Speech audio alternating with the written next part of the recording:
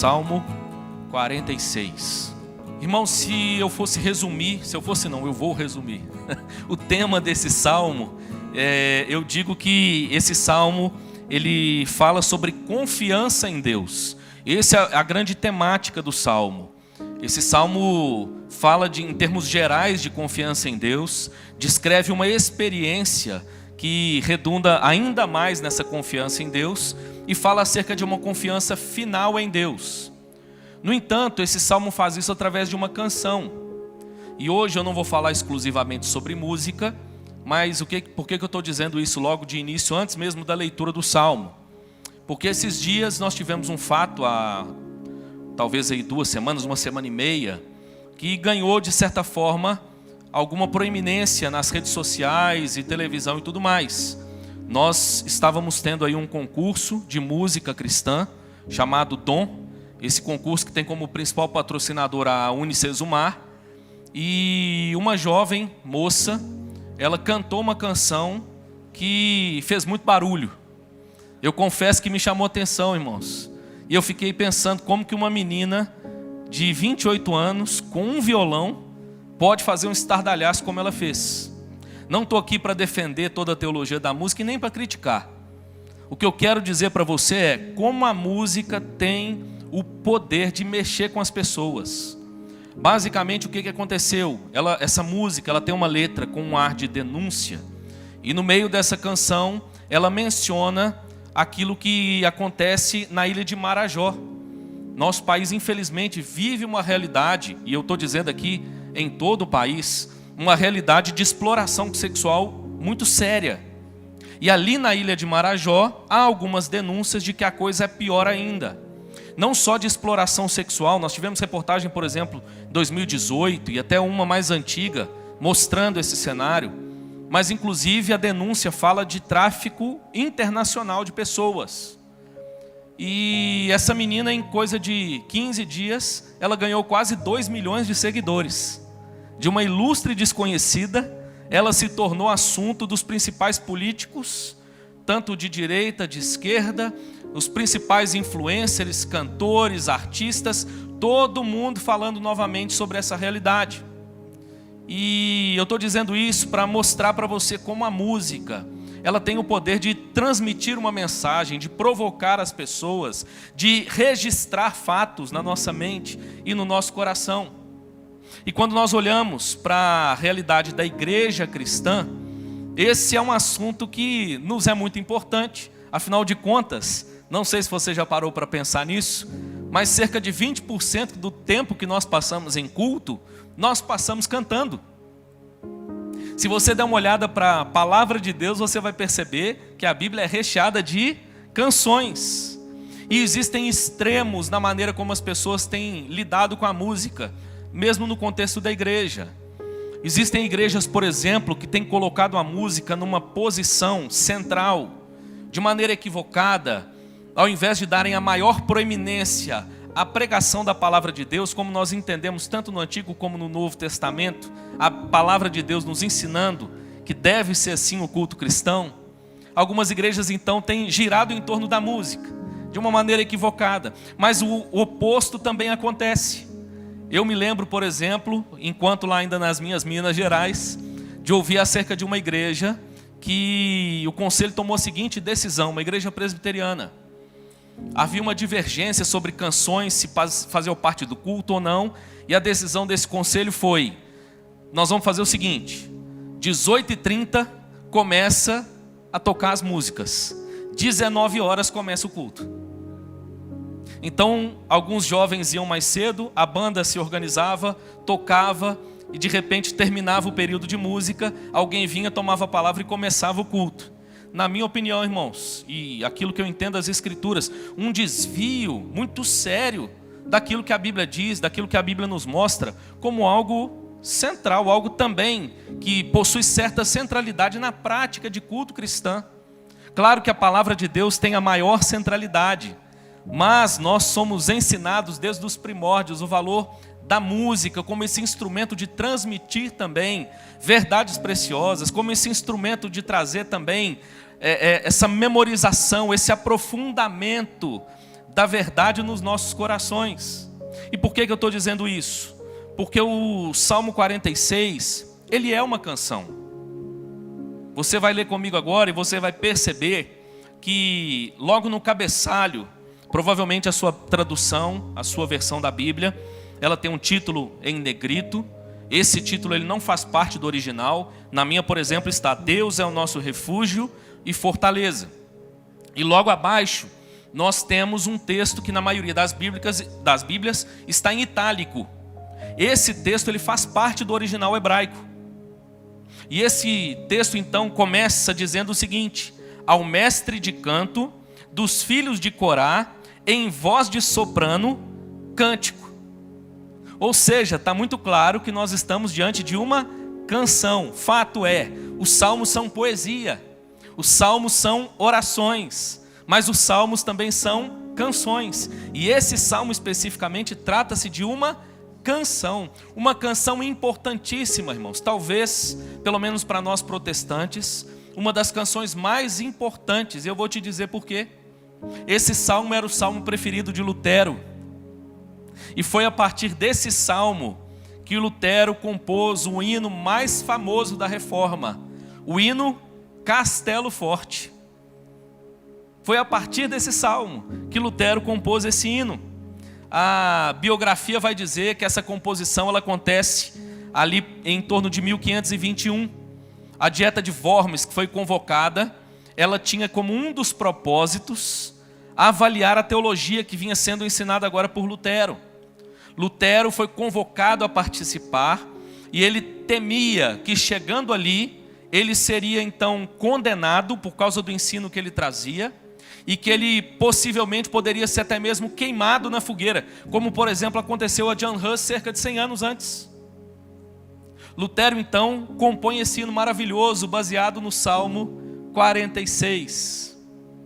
Esse hino, irmãos, que para você ter uma ideia da qualidade e do valor que esse hino tem na história da igreja protestante, o hino Castelo Forte é atestado pelo uso que se fez da obra no decurso da história. Olha que interessante. John Sebastian Bach a usou para criar a sua cantata em homenagem à Reforma. Por sua vez, o compositor Félix Mendelssohn usou o hino na Sinfonia número 5, intitulada A Reforma, considerado por alguns como uma obra-prima. Outros músicos importantes, como Giacomo Meyerbeer e Wagner, Strauss, também usaram esse hino nas suas composições. Ou seja, esse hino marcou a história da igreja protestante. Uma canção, irmãos, uma canção. Lutero, na verdade, compôs cerca de 30 e poucos hinos, mas uma canção marcou a história de um povo. E até hoje, quando vai aproximando o mês de outubro, na maioria das igrejas, o que o povo faz? Isso de tradições as mais diversas. O povo ensaia e canta: Castelo Forte é o nosso Deus. Eu quero então ler o Salmo com você, te convidando a olhar para essa característica dessa canção. Já vendo isso desde o início, um hino, irmãos, que foi destinado não a todos os cantores, mas nesse caso, os filhos de Corá destinam ao mestre de canto. Isso revelava um certo zelo. Eles estavam de certa forma dizendo que esse hino era especial. Salmo dos filhos de Corá. Há um tempo atrás eu preguei aqui o Salmo 84 e expliquei quem eram os filhos de Corá. Os filhos de Corá, o seu pai, na verdade, ele se rebelou contra Moisés e ele foi por isso punido por Deus. Mas os filhos não seguiram o caminho perverso, distorcido, maligno do seu pai. E eles então participaram de toda a história da igreja. E nós temos muitos hinos, muitos salmos escritos pelos filhos de Corá. E aqui ainda tem um detalhe importante. Na minha versão está escrito em voz de soprano. Pode ser que em alguma outra versão aí esteja um pouco diferente. Tem versão que coloca, por exemplo, canto em alamote. Outros colocam canto às virgens. Na verdade, essas expressões elas têm o mesmo significado. A ideia era da voz de soprano, mas apontando também, a voz de soprano ela era vista como essa voz que apontava para um canto mais angelical, que traduzia um ar de pureza. Ou seja, Toda essa introdução está dizendo para nós que esse cântico era muito especial. Os filhos de Corá foram cuidadosos. E agora eles entregam esse cântico para que o cântico fosse cantado na congregação. Olha o que diz então o Salmo 46. Deus é o nosso refúgio e fortaleza, socorro bem presente nas tribulações. Portanto, não temeremos, ainda que a terra se transtorne e os montes se abalem nos seios dos mares, ainda que as águas tumultuem e espumejem, e na sua fúria os montes se estremeçam. Há um rio cujas correntes alegram a cidade de Deus, o santuário das moradas do Altíssimo. Deus está no meio dela, jamais será abalada. Deus a ajudará desde antemanhã. Bramam nações, reinos se abalam. Ele faz ouvir a sua voz e a terra se dissolve. O Senhor dos exércitos está conosco. O Deus de Jacó é o nosso refúgio. Vinde, contemplai as obras do Senhor, que assolações efetuou na terra. Ele põe termo à guerra até os confins do mundo. Quebra o arco e despedaça a lança. Queima os carros no fogo. Aquietai-vos e sabei que eu sou Deus. Sou exaltado entre as nações, sou exaltado na terra. O Senhor dos exércitos está conosco. O Deus de Jacó é o nosso refúgio. Que Deus nos abençoe e que esse cântico, esse salmo, possa nessa noite edificar os nossos corações, fortalecer a nossa alma e nos conduzir a uma confiança ainda mais sólida no Deus único e verdadeiro, em nome de Jesus. Amém. Irmãos, o contexto desse salmo para nós também é importante. O contexto desse salmo ele é claramente algum livramento que Deus deu ao seu povo. Deus traz o seu povo a um livramento grande. E agora os filhos de Corá então escrevem uma canção para celebrar esse livramento. Esse cântico que no cerne, lá no meio dele, vai mencionar a cidade de Deus. Vai dizer que há um rio na cidade de Deus, apontando para a Jerusalém. Claro que esse livramento, no seu contexto, ele tem uma realidade da cidade, literalmente, de Jerusalém, do povo de Deus em Israel. Mas nós entendemos que ele aponta para uma realidade mais ampla. Mas basicamente, qual é o episódio aqui muito provável dessa passagem? Eu queria que você ouvisse com atenção um detalhe, só para que você entendesse o contexto dessa passagem comigo.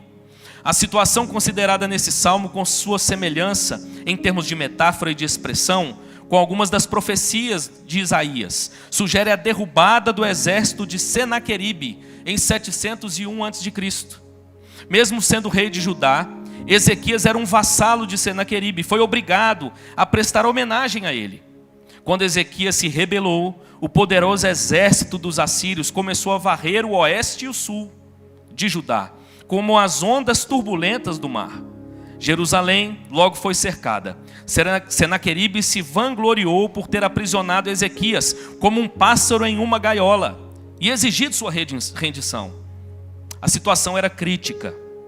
20 anos depois, ou 20 anos antes, o antecessor de Senaqueribe tomou de assalto a capital do reino do norte, Samaria, e despovoou a terra de Israel. Parecia que Judá iria sofrer o mesmo destino. Mas Ezequias apelou para o profeta Isaías, que falou a palavra do Senhor para ele: não tenha medo, eu defenderei esta cidade e a salvarei. 2 Reis 19:6. De maneira súbita e dramática, como deu testemunho o historiador secular Heródoto, Deus interveio. Naquela noite o anjo do Senhor saiu e matou 185 mil homens no acampamento assírio. Quando o povo se levantou na manhã seguinte, o lugar estava repleto de cadáveres. Então Senaqueribe se retirou. O contexto, irmãos, é poderoso. Um rei que se levanta contra o povo de Deus e de maneira ímpia, perversa, persegue. De maneira ímpia, perversa, assola a nação. Ele primeiro prevalece, de certa forma, sobre o reino do norte.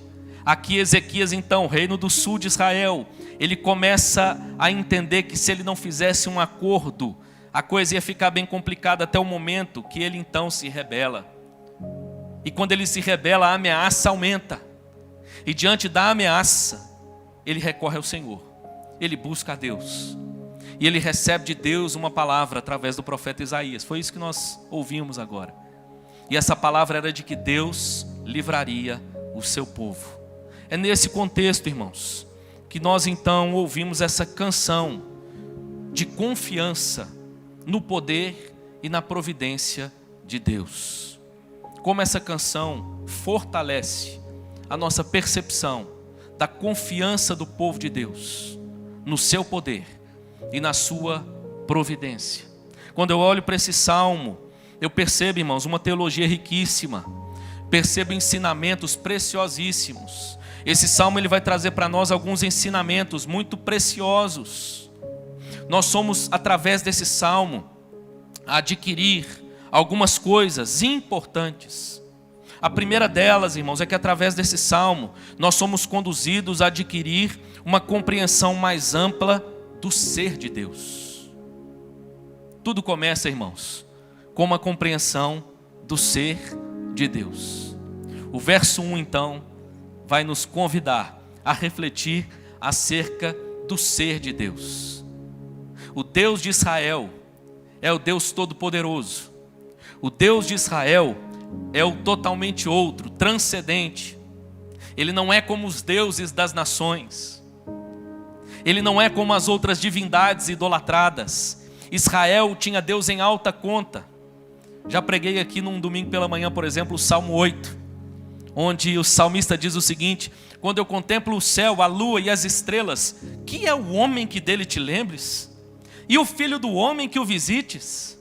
Ou seja, simplesmente por contemplar a criação de Deus, o salmista diz: puxa vida, esse Deus é grande demais, esse Deus é poderoso demais, esse Deus é santo demais, esse Deus é majestoso demais. Mas lá no Salmo 8 ele diz: no entanto, o Senhor fez do homem a coroa da sua criação. Não há nada, tá parafraseando aqui o Salmo 8, não há nada mais sublime, não há nada acima do homem na criação de Deus. O salmista reconhece que apesar de um Deus tão santo, majestoso, grande, poderoso, esse Deus é um Deus pessoal, esse Deus é um Deus relacional. E quando nós chegamos no Salmo 46, o Deus em que ele está nos apresentando é exatamente esse Deus, que é refúgio e fortaleza, que é socorro bem presente nas tribulações, nas horas de angústia. A primeira coisa que essa canção nos convida, irmãos, nos conduz, é uma compreensão mais ampla do ser de Deus. Nós precisamos tomar muito cuidado para que a gente não minimize a nossa percepção de Deus. Tem gente fazendo isso. Já citei aqui, por exemplo, um pastor bastante conhecido no Brasil, que quando houve um tsunami, você lembra daquele tsunami grande que aconteceu no Japão, em toda aquela região ali? Diante daquela realidade, ele disse o seguinte: eu mudei a minha percepção. Eu não posso crer que existe um Deus que tem poder para impedir esse tsunami, um Deus bom que tenha poder para impedir esse tsunami e não o tenha feito. Para mim, Deus não tem poder para impedir essas coisas. Foi o que ele disse lá atrás. E de lá para cá, o abismo cada vez é mais profundo. Perceba, meu irmão, quanto é importante nós refletirmos e adquirirmos uma compreensão correta, ampla, do ser de Deus.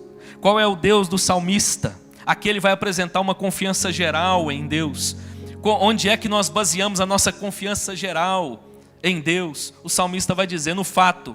Primeiro ele está dizendo que esse Deus é refúgio. A palavra hebraica aqui é bonita, porque ela denota uma espécie de abrigo, por exemplo, do temporal. Quando você passa por um grande temporal e precisa de um lugar para se abrigar. Aliás, eu passei por isso essa semana, uma dessas chuvas de Maringá. Deixa eu te contar um detalhe interessante. A chuva em Maringá é diferente de Belo Horizonte. Minas tem muitas montanhas, então em geral a chuva avisa. Você está em um bairro, você olha para o centro da cidade, você fala assim, vai chover. 10, 20 minutos, dá para ajeitar alguma coisa e escapar da chuva. Maringá não dá tempo não. De repente você está olhando, o céu está limpo, está lindo. E a chuva vem de uma vez. E eu, irmãos, o que eu fiz? Corri para procurar um abrigo. O salmista está dizendo que Deus, o Deus das Escrituras, é o abrigo do seu povo, é o refúgio do seu povo. Como nós carecemos, irmãos, de um lugar assim, para nossa proteção, para nossa segurança. Ao mesmo tempo ele diz que esse Deus, ele é também fortaleza. Talvez aqui a palavra de onde Lutero tirou o termo castelo forte. Essa palavra, realmente no hebraico, ela traz a ideia de um castelo seguro. Era o lugar mais fortificado, onde naquela época, tão precária de estruturas, as pessoas então se abrigavam no meio da guerra. Interessante que lá no Egito nós fomos num monastério, e uma das coisas que mostraram para nós no monastério foi um prédio que os monges construíram, e esse prédio ele tinha uma maneira muito específica de subir, e ele tinha uma ponte. Você subia uma escada, atravessava uma ponte de madeira, para entrar, para acessar o prédio onde eles ficavam quando algum invasor chegava. Eles atravessavam essa ponte, e eles então içavam a ponte. As janelas eram mínimas, tornando extremamente difícil que alguém acessasse aquele prédio para fazer algum mal àqueles monges da igreja copta. É interessante, eu fiquei olhando aquele prédio e achei aquilo muito curioso. E uma das perguntas, quanto tempo dava para ficar aí? Eles guardavam alimentos ali para que eles pudessem ficar dentro daquele prédio até cerca de 3 meses. Até o inimigo não ter como mais se manter, pegar o seu exército e partir. O salmista está dizendo algo mais ou menos parecido. Ele está dizendo, o nosso Deus é o nosso refúgio, mas também a nossa fortaleza, o nosso castelo de abrigo. É nele que nós nos abrigamos. Irmãos, muitas vezes o nosso coração nos conduz a vivermos, nosso coração frágil, pecador, a vivermos e passarmos por essa vida como se nós fôssemos autossuficientes, como se nós fôssemos capazes de gerir e de gerar tudo aquilo que nós precisamos. Basta que um exército se acampe para que a gente perceba a nossa fragilidade. Mas o Deus das Escrituras, irmãos, é o Deus que é o abrigo do seu povo, é o Deus que é a fortaleza do seu povo, é o castelo de segurança do seu povo. Ele ainda diz que ele é o socorro bem presente nas tribulações. Aqui socorro traz a ideia de ajuda mesmo, e a expressão bem presente traz a ideia de algo abundante. A ideia de que esse socorro, ele atende de maneira abundante à necessidade do seu povo. Em suma, quando nós então olhamos para esse salmo, ele está nos convidando a uma reflexão profunda acerca do ser de Deus e uma percepção mais ampla acerca de Deus. E essa percepção nos leva a perceber que esse Deus, ele é santo, poderoso, totalmente diferente de nós, mas ao mesmo tempo acessível, cuidadoso, zeloso, bondoso, amoroso, gracioso. Irmãos, é a esse Deus a quem nós servimos, é sobre esse Deus que nós cantamos. As notícias podem não ser as melhores, a adversidade pessoal pode nos, talvez, levar a uma reflexão mais profunda sobre a nossa existência, sobre a vida, mas nós não podemos deixar de perceber, irmãos, a grandeza do Deus a quem nós servimos. O Salmo está apresentando para nós um Deus que é soberano, um Deus que é Senhor sobre todas as coisas.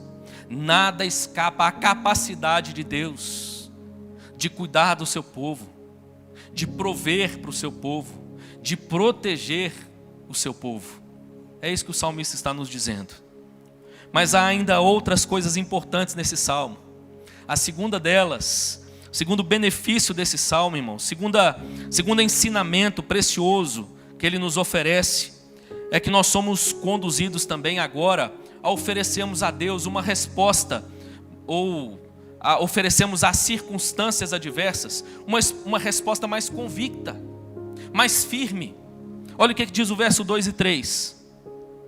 Portanto, ou seja, como resultado disso, olha o que o Salmo diz, o salmista diz: não temeremos.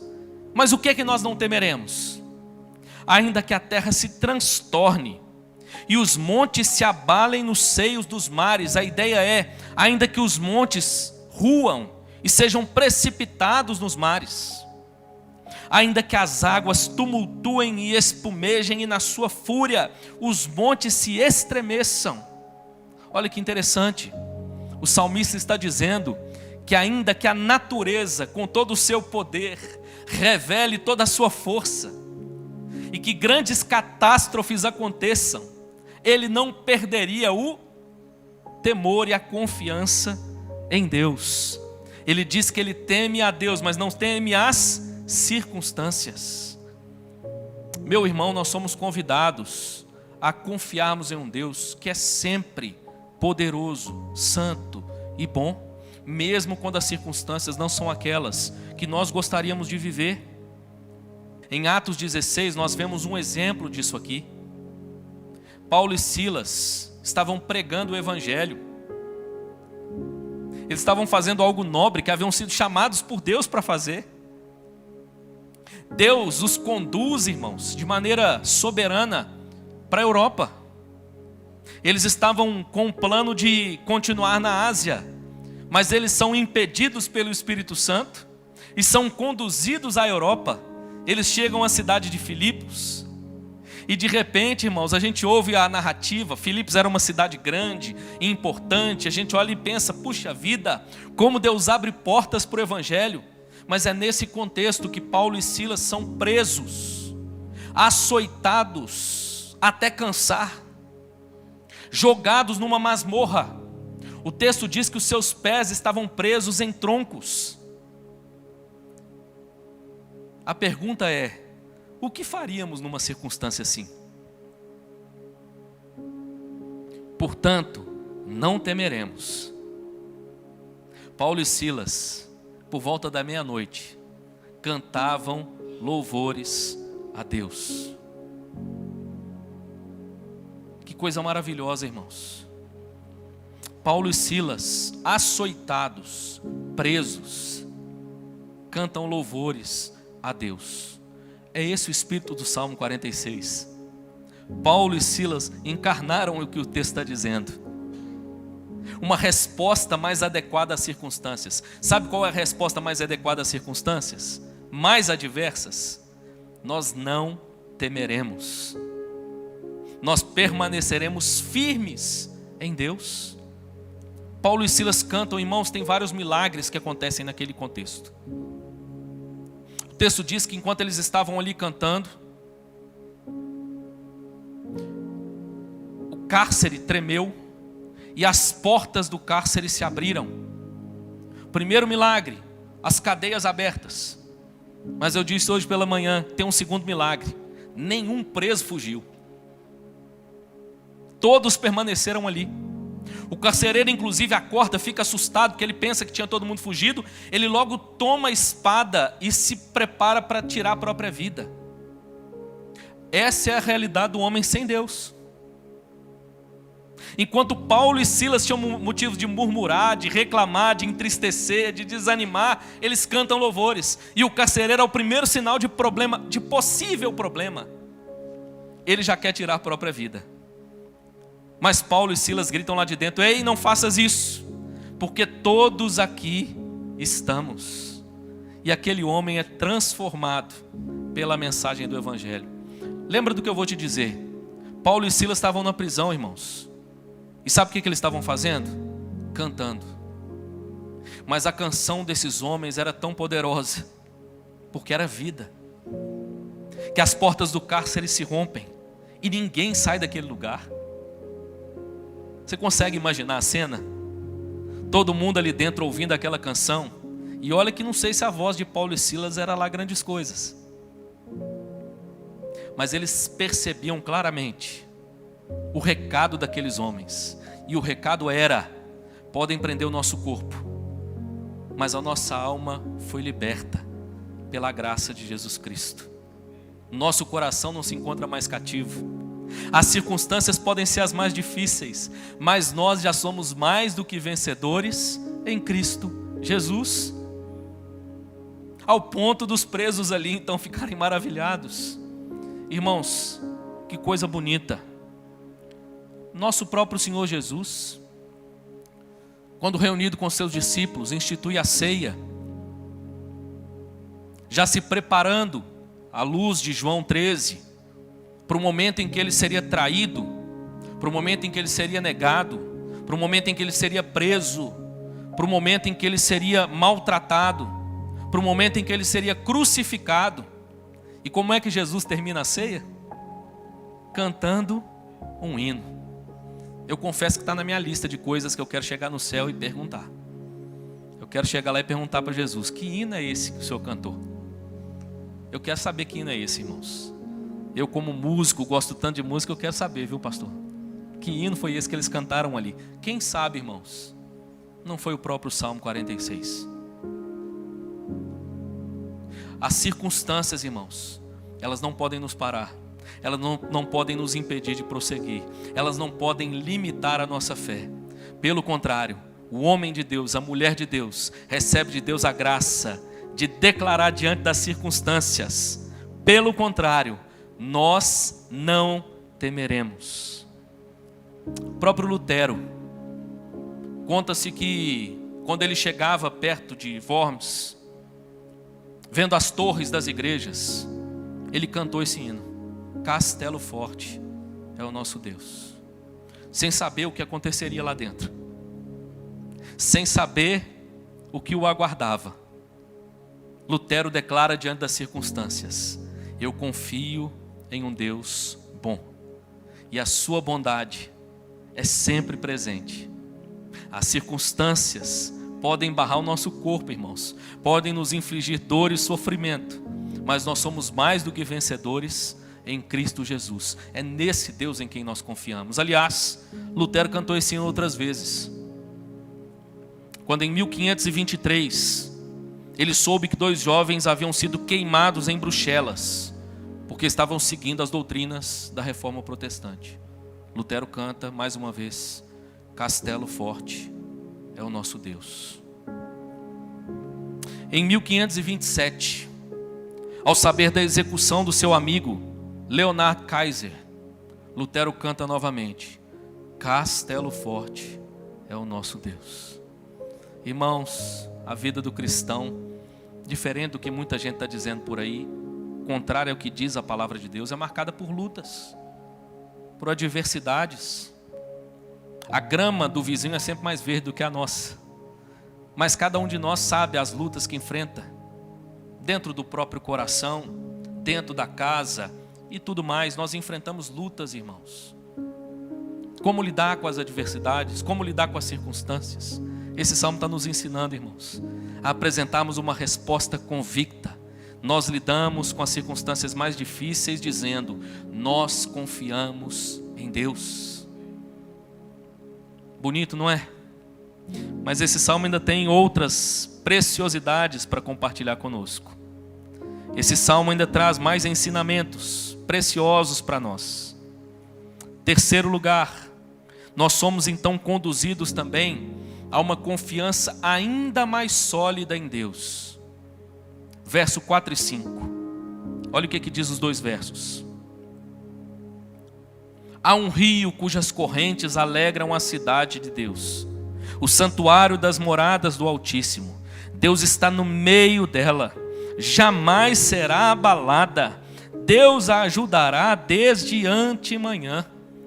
O salmista que acabou de declarar: nós não temeremos as circunstâncias mais adversas, agora ele declara ainda de maneira mais profunda a sua confiança em Deus. E deixa eu te dizer uma coisa: alguns pastores, alguns teólogos, como por exemplo o pastor John Stott, dizem que essa parte do salmo, ela apresenta para nós agora essa confiança que até então é apresentada em termos gerais, agora é apresentada a nós de maneira mais pessoal, mais baseada na experiência pessoal do povo de Deus. Quando o texto menciona um rio cujas correntes alegram a cidade de Deus, nós temos algumas perguntas que a gente precisa responder. Primeiro, qual é a aplicação que nós podemos fazer dessa cidade de Deus? À luz de outros salmos, à luz do ensino do Novo Testamento, nós podemos dizer que essa cidade simboliza a própria igreja de Cristo. Aliás, essa expressão cidade de Deus, vinculada a um rio, é mencionada inclusive em outras passagens das Escrituras. Nós podemos dizer de certa forma que há uma aplicação na qual nós fazemos parte. A cidade de Deus, a cidade da morada do Altíssimo, como os filhos de Corá disseram no Salmo 84, que eu preguei algumas semanas atrás. O pardal encontrou casa, a andorinha ninho onde acolhe os seus filhotes. Eu, os teus altares, Rei meu e Deus meu. Nós, irmãos, igreja do Senhor, que temos o privilégio de habitar nas moradas do Altíssimo. Mas deixa eu te dar um detalhe histórico importante. Jerusalém não tinha nenhum grande rio. Não há um rio nesse contexto histórico aqui, passando por dentro de Jerusalém. Qual é a metáfora de onde o autor, de onde o salmista, de onde os filhos de Corá retiram essa figura? O mais provável, irmãos, é que o texto está fazendo menção a algo específico e muito interessante. Guarde esse pequeno parágrafo.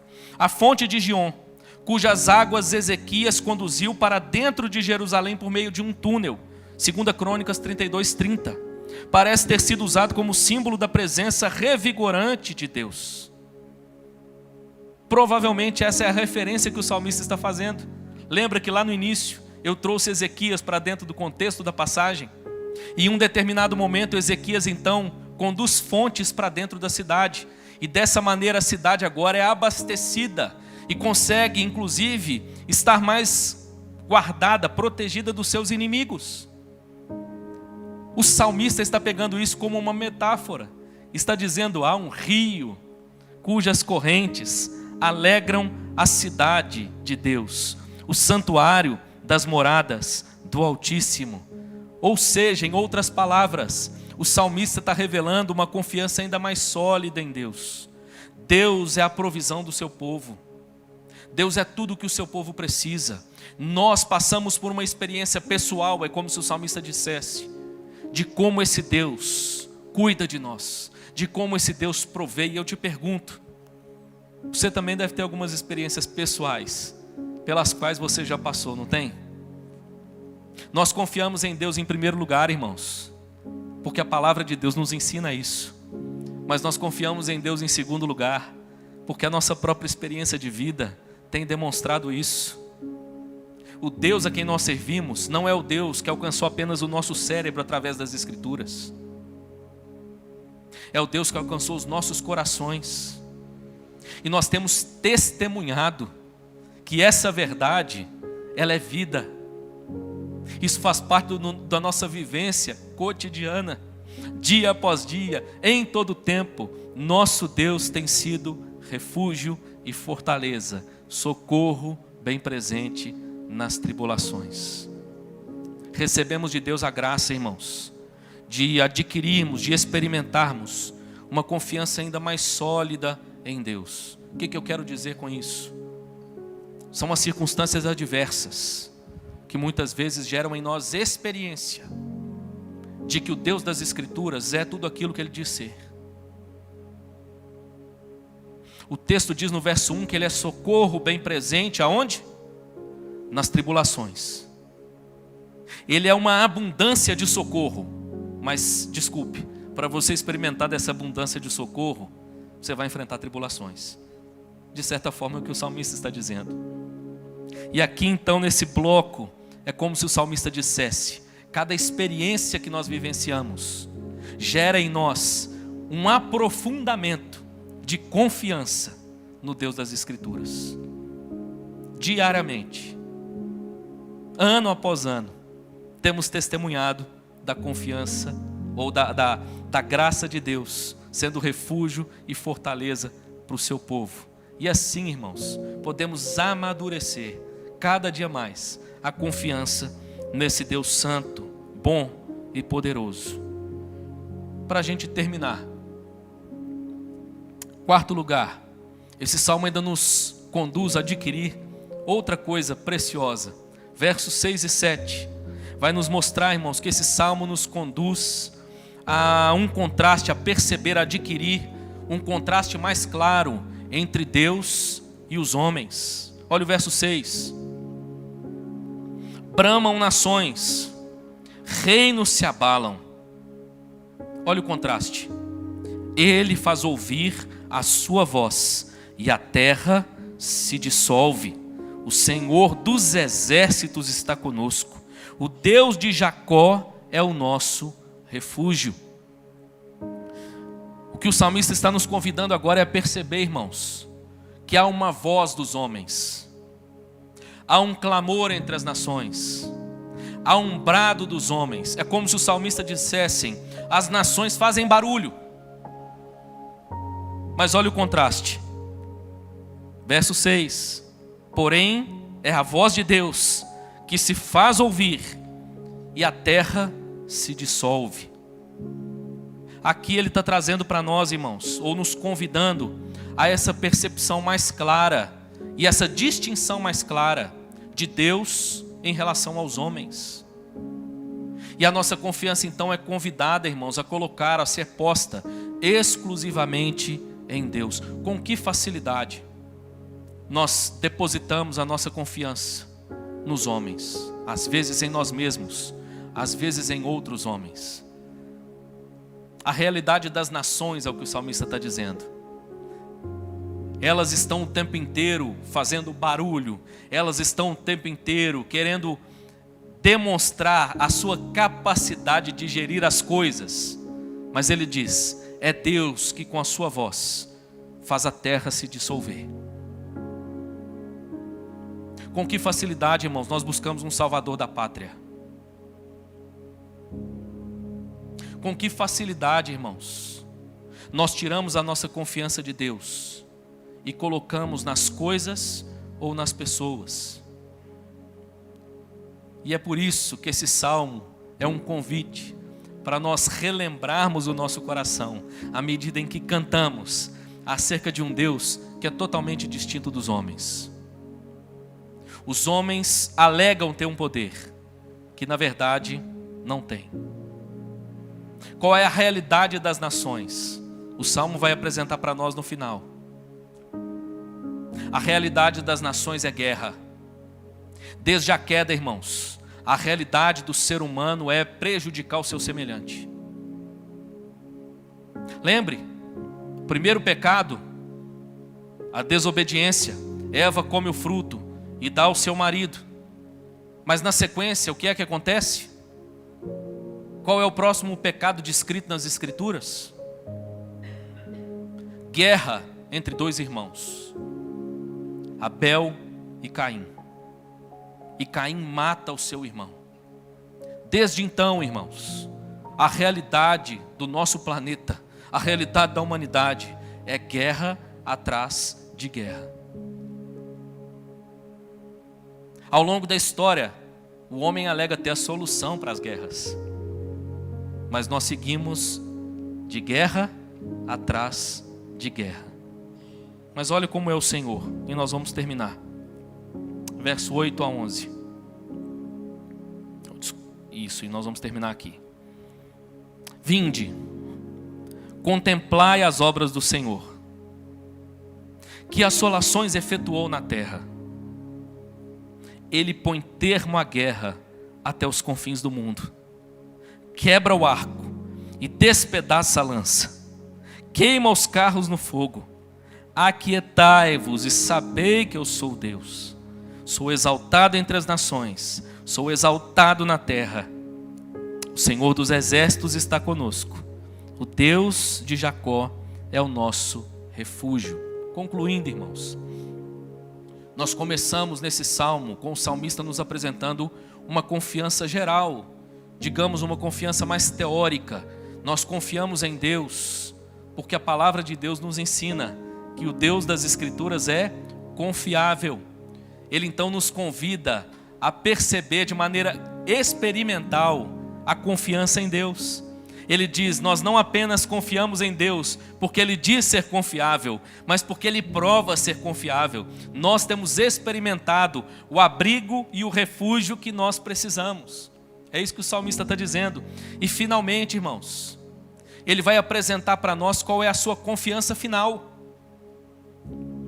Diante de um mundo caído, irmãos, diante de um mundo onde nós precisamos constantemente de um abrigo, de um refúgio, de uma torre segura, de uma fortaleza, de um castelo forte. Qual a solução para essa realidade? Qual a solução para um mundo que vive em pé de guerra? O salmista está apresentando então para nós, irmãos, qual é a expectativa final, qual é a confiança final que o povo de Deus nutre no seu coração. A confiança final, irmãos, é no Deus que prometeu que porá finalmente termo à guerra. Ele vai despedaçar as armas dos exércitos. É isso que o Salmo está dizendo. Ele vai queimar os carros no fogo. Ou seja, ele está nos lembrando da promessa de um reinado de paz, de um reino de paz e segurança. A que é que o salmista está apontando, irmãos? Era para a cidade geográfica, literal de Jerusalém? É óbvio que não. Jerusalém continua em guerra até hoje. Para onde é que o salmista estava apontando, irmãos? Que paz é essa que o salmista está trazendo? E está dizendo que é a esperança, a confiança final do povo de Deus? Irmãos, nós somos convidados a perceber que o nosso Deus é a nossa confiança final, no sentido de que um dia, tudo, irmãos, todas as coisas, Ele colocará termo. Já não haverá mais dor, já não haverá mais sofrimento, já não haverá a necessidade, entende? Dessa figura de um castelo onde nós iremos nos abrigar. Porque nós nos abrigaremos plenamente e eternamente na presença de Deus. Aquietai-vos aqui tem possivelmente dois sentidos. Eu termino aqui. Primeiro, possivelmente, provavelmente uma ordem para que as nações parem de lutar e reconheçam a soberania de Deus. O aquietai-vos aqui, a gente às vezes usa em outro sentido, e é bonito mesmo, mas em geral aqui a tradução melhor, ou uma outra tradução, não melhor, mas uma outra tradução seria: parem de lutar. Essa é a ideia do aquietai-vos. Acabem com a guerra. É mais ou menos essa a ideia. E qual é o sentido? Primeiro, mais provável, uma ordem para que as nações parassem de lutar e reconhecessem o governo soberano, pleno de Deus.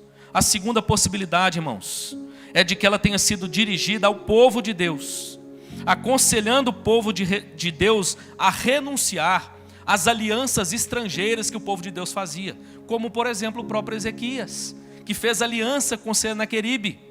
Temendo um mal maior, Ezequias faz uma aliança e de certa forma experimenta um mal menor. E Deus está dizendo: o que eu tenho prometido para vocês é nenhum mal. Cessem essas alianças. Ou seja, irmãos, somos finalmente convidados a perceber essa graça de Deus que nos anuncia, irmãos, paz eterna, segurança eterna. Por isso, irmãos, precisamos confiar, não apenas aqui, mas aqui. Não apenas olhando para o que Deus fez, para o que Ele está fazendo, mas aguardando aquilo que Ele já prometeu, que ainda fará finalmente. Bonito, irmãos, o que eu ouvi esses dias acerca de John Wesley. John Wesley deu um último suspiro antes de morrer e disse uma frase antes de morrer. Talvez esse seja um dos momentos mais difíceis para a realidade humana, quando você sabe que chegou a sua hora e que em poucos instantes você vai partir desse mundo. Lidar com o último inimigo não é fácil, irmãos. Sabe o que Lutero disse? Como último suspiro antes da... Desculpa, Lutero não, John Wesley disse, como último suspiro antes da sua morte, ele disse o seguinte: o melhor de tudo é que Deus está conosco. Que jeito bom de morrer, hein? Declarando a sua confiança final. Deixa eu aplicar aqui finalmente. Pastor, eu passo por lutas hoje. Meu irmão, fique firme. Confie em Deus. Nosso Deus é o Deus que é poderoso para mudar circunstâncias, trazendo alegria ao nosso coração. Ele pode pôr fim a uma enfermidade, trazendo cura e restauração para o corpo. Ele pode trazer provisão material para onde há uma necessidade física e material. Ele pode trazer conserto onde o relacionamento está meio esquisito. Mas, meu irmão, enquanto nós estivermos do lado de cá, a nossa vida vai ser marcada por tribulações, por adversidades. Mas nós temos uma promessa: isso tudo vai ter fim. Que nós não percamos de vista jamais, irmãos, a confiança em Deus. Se a nossa confiança se baseia apenas em algo que a gente precisa, quando a gente recebe, a gente se esquece. Mas o salmista está mostrando, irmãos, que a nossa confiança tem que ser posta naquele que já é Senhor de toda a terra, mas que um dia vai estabelecer o seu reino de maneira absoluta. E esse reino será um legado eterno de paz, de justiça, de equidade. Aqui, irmãos, nós vivemos entre notícias ruins. Nós vivemos entre injustiças. Mas louvado seja Deus, isso tudo vai passar. Que Deus nos dê a graça, irmãos, de vivermos guardando no nosso coração a nossa confiança nesse santo e poderoso Deus. Ele põe termo à guerra. Ele despedaça os carros e os põe no fogo. Ele quebra as espadas. Em outras palavras, independente da circunstância que possa gerar temor no seu coração, confie em Deus. E você vai dizer como o salmista: pelo contrário, não temeremos. Pastor, a Europa está estranha, Oriente Médio está estranho, vai ter guerra ou não vai? Não sei. Eu sou pastor, não sou... Meu negócio não é geopolítica. Pastor, você não está vendo a notícia? Tem muita gente alarmada dentro das nossas igrejas, irmãos. E de fato, a gente não precisa ser utópico, irrealista. Nós lidamos com a realidade. Mas sabe como é que nós lidamos com a realidade? Pé na terra, mas o nosso coração no céu, com a certeza de que o nosso Deus é soberano sobre todas as coisas. Amém, meu irmão? Quero orar com você. Você pode se colocar de pé? Vamos falar com Deus. Senhor Deus, nós exaltamos o Teu nome nessa noite. Como alegra o nosso coração poder cantar do Teu poder, da Tua graça, da Tua bondade sobre nós.